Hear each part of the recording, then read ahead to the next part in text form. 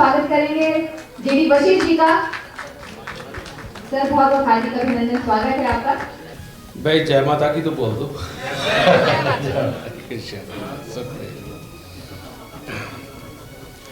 आज बहुत अच्छा लगा जिस तरह से यहाँ ना चर्चाओं का भंडार खुला हुआ है, तो कुछ तो अंदर जा रहा है ना। मैं वैदिक के पास भी नहीं जा पाया क्योंकि लाल किताब में शुरुआत से ऐसा डूब गया, और मेरे जो बुजुर्ग रहे वो सब लाल किताब करते थे, तो मैं तो जानता भी नहीं था वैदिक ज्योतिष होता है छोटी उम्र में। तो इसीलिए वहाँ से लेकर के जब हम चले, ये बात सत्य है कि 14 साल की उम्र से मैंने जब ये ज्योतिष शुरू किया,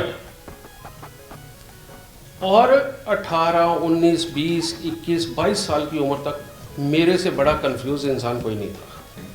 आज हम उस युग में प्रवेश कर चुके हैं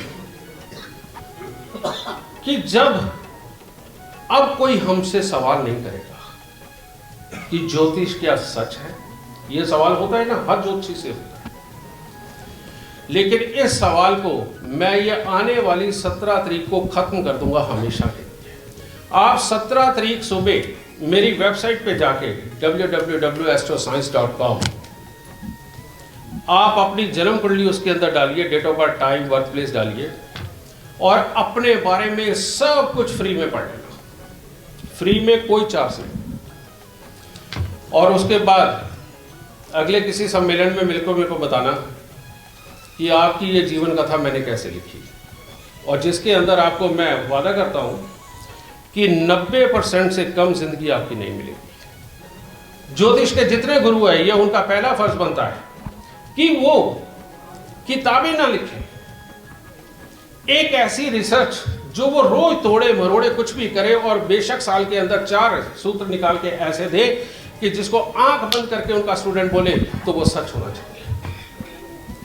इस चीज के ऊपर हम सबको जाना बहुत जरूरी है। अगर हम इस पे नहीं गए ना, तो आज भी हिंदुस्तान के अंदर कितने एस्ट्रोलॉजर है शायद आपको नहीं पता होगा। कम से कम 21 लाख एस्ट्रोलॉजर है, ये हमने रिसर्च करवाई थी। लेकिन उसके बावजूद मानने वालों की कमी क्यों?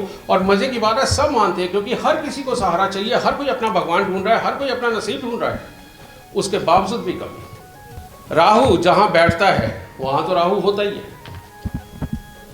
लेकिन मैं पिछले 3 सम्मेलनों से बोलता आ रहा हूं कि राहु का शुभ और अशुभ चेक करना बहुत जरूरी है। और छठे घर के अंदर राहु बर्बाद करने वाला, घर में क्लेश और बीमारी देने वाला होता है, लेकिन छठे घर का ही राहु इंसान को पूरी तरह से पार लगाने वाला, विदेशों में भेजने वाला, ज्ञान का भंडार, सब कुछ होता है, और सारे सुख देने वाला हो। वो जो राहु जी ने कहा था ना, चालाक, बेईमान, ये बात सच है। अरे ये चालाकी और बेईमानी ये सतयुग के शब्द थे। आज की डेट में तो इसको ज्ञान कहा जाता है। पैसा देने वाला कोई एक ग्रह नहीं होता, सारे ग्रह पैसा ले भी सकते हैं और छीन भी सकते हैं। और सारे ग्रहों की पोजीशनिंग के हिसाब से राहु जिस तरह से एक्टिवेट होता है, ये एक अकेला है जो आपका दिमाग बनाता है, और वही दिमाग बनाता भी और बिगाड़ता भी। हर इंसान से बड़ा समझदार कोई है ही नहीं है। तो यही तो एक विचारों की तकरार है, और दूसरी है कौन सी है? जो आदमी अपनी सोच के हिसाब से गलत काम कर रहा है उसे दूसरे गलत कहते हैं, लेकिन आदमी स्वयं को तो सही कहता है मैंने गलत क्या किया है।